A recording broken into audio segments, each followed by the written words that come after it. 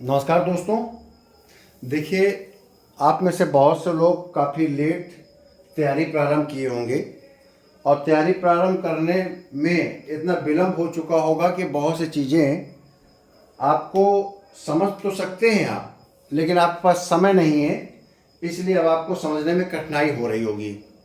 Syllabus बहुत बड़ा है और आप जगह काफ़ी लेट हैं। हो सकता है आप फरवरी मार्च, हो सकता है आप अप्रैल के लास्ट वीक में आप जगे हों और मन बनाया हो कि चलो एग्ज़ाम दे आएँ, और आप इस समय सोच रहे हो कि कुछ ना कुछ ऐसा मटेरियल मिल जाए जिससे कि हम बहुत ज़्यादा नहीं लेकिन बेहतर लिख सकें। तो ऐसे में एक दो व्याकरण के टॉपिक हैं, जैसे कि समास। समास को अगर आप उसका कॉन्सेप्ट नहीं समझ पाएंगे तो आप सॉल्व नहीं कर पाएंगे। आप वर्तनी कर सकते हैं, ठीक, मुहावरे आपने पढ़ रखे हैं, ठीक कर लेंगे। आप विलोम कर लेंगे, एक शब्द के अनेक शब्द कर लेंगे, ठीक है ना, ये सारा कुछ कर लेंगे। लेकिन आप समास, जब आपको पता नहीं होगा कि समास कितने प्रकार के होते हैं, उसकी पहचान क्या है, तो फिर करना कठिन है। आपके सामने देखिए, मैंने समास के बारे में थोड़ा सा बता रहा हूँ। अगर आपने केवल इतना ही समझ लिया तो आप 5 के 5 नंबर ले आएंगे, ये मेरा पूरा विश्वास है, दावा है, क्योंकि 10 में से केवल 5 सही करने हैं।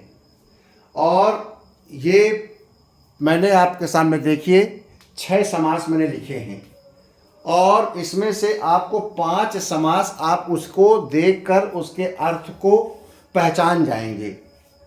जैसे कि बहुब्रीहि समास है, तो बहुब्रीहि में एक बात समझ लीजिए कि जो शब्द होगा उस शब्द का अर्थ दूसरा होगा, तो आप समझ लीजिएगा बहुब्रीहि है।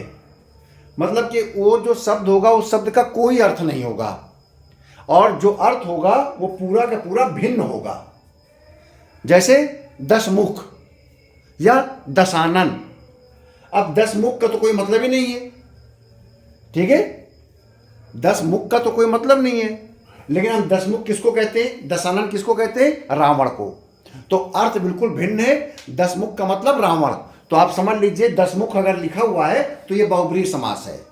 जो शब्द होगा उसका अर्थ बिल्कुल से अलग होगा।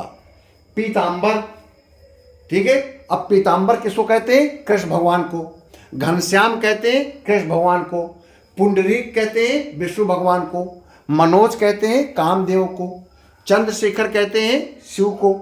चक्रपाण कहते हैं विष्णु को। नीलकंठ कहते हैं शिव को। लंबोदर कहते हैं गणेश जी को। अब ये शब्द आ जाएंगे तो उसका अर्थ दूसरा होगा, तो आप समझ जाइएगा कि ये बहुब्रीहि समास है। पहली बात समझ गए। अब देखिए दूसरा समास है द्वंद्व समास।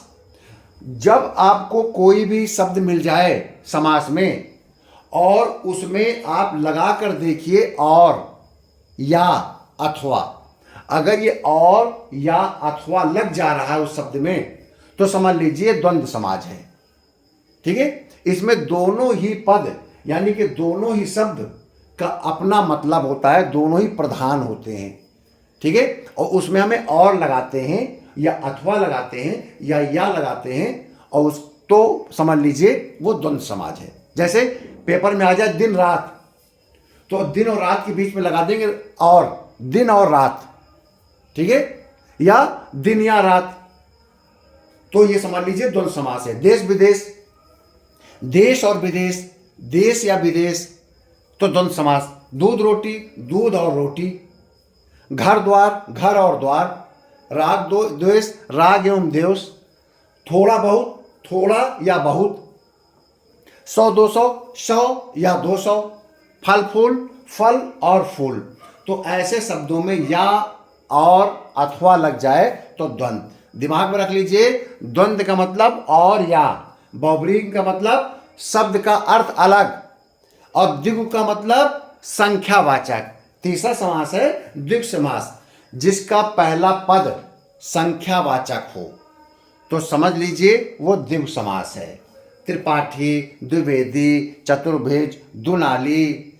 पहला नंबर होगा, संख्यावाचक होगा, और ये समूह का बोध कराएगा। दोनों ध्यान रखिएगा, संख्यावाचक और भी शब्द हो सकते हैं, उसको हम जरूरी नहीं कि हम उसको द्विगु समास कहें, ठीक है ना।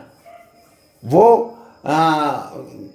किसी और भी रूप में जा सकता है, वो आपका बहुब्रीहि समास भी हो सकता है। जैसे हमने कहा दशमुख, दशानन, तो दशानन बहुब्रीहि है और 10 आ रहा है तो द्विगु समास भी हो सकता है, लेकिन ये संख्यावाचक हो और समूह का बोध कराए। दशानन समूह का बोध नहीं करा रहा है, दशमुख समूह का बोध नहीं करा रहा है, क्योंकि वो एक ही व्यक्ति है, रावण, ठीक है।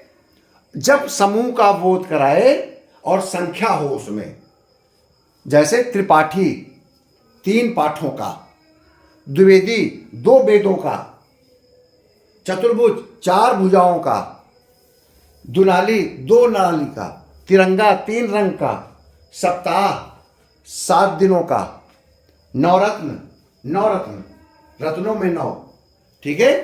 तो ये द्विगु समास हमेशा संख्यावाचक होगा, ध्यान रखना। ऐसे याद कर लो, द्विगु संख्या और द्वंद्व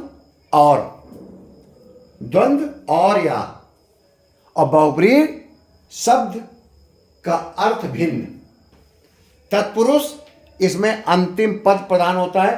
तत्पुरुष थोड़ा सा क्लिष्ट है, क्योंकि इसको हम विभिन्न शब्दों से जोड़ते हैं, इसलिए मैंने पहचान लिखा है। अगर शब्दों में द्वारा, से, को, के, लिए, से, में, पर लग जाए तो तत्पुरुष समास है। जैसे मुंह तोड़, मुंह को तोड़, कन कटा, कान को कटा, जितेंद्री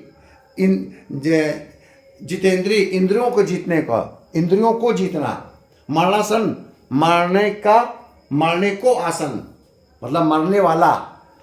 और जैसे से और द्वारा, धर्म से अंधा, धर्मांध, भरभूजा, भाड़ से भूंजा, भूख मरा, भूख से मरा, रेल यात्रा, रेल द्वारा यात्रा, के लिए, जैसे विद्यालय है तत्पुरुष समास है, विद्या के लिए, यज्ञशाला, यज्ञ के लिए शाला, सत्याग्रह, सत्य के लिए आग्रह, गुरु दक्षिणा, गुरु के लिए दक्षिणा, फ्याता से, जन्म से अंधा, जन्मांध, ऋणामुक्त, ऋण से मुक्त, पदच्युत, पद से च्युत, विवाहतर, विवाह से इतर, का के की, पशु की, पशु का बल, सेनापति, सेना का पति, मंत्री परिषद, मंत्री की परिषद, रामचरित, राम का चरित्र, दुख सागर, दुख का सागर, में पर, वन में वास, मुनि श्रेष्ठ, मुनि में श्रेष्ठ, कूप मंडूक, कूप में मंडूक, ठीक, कूप पर मंडूक। तो देखिए तत्पुरुष समास में अंतिम पद प्रधान होगा। पहचान क्या होगा? द्वारा से को के लिए, काकी से में पर, ऐसे याद कर सकते हैं। द्वारा से को के लिए, काकी से में पर।